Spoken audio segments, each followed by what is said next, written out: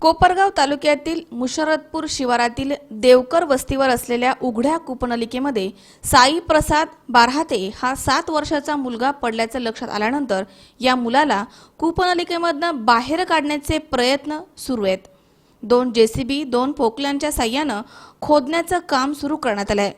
मुशर्रतपूर शिवारातील देवकर यांच्या वस्तीवरती सकाळी आजी आजोबासोबत साई हा शेतामध्ये शेळ्या चरण्यासाठी गेला होता।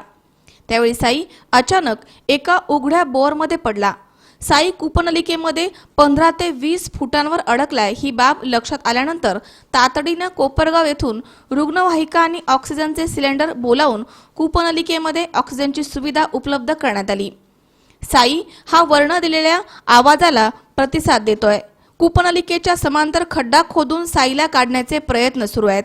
दरम्यान घटनास्थळी तालुक्याच्या आमदार स्नेहलता कोले, तहसीलदार, सभापती आदींसह ग्रामस्थ मोठ्या संख्येने जमा झालेत। योगेश डोके, सी 24 तास, कोपरगाव।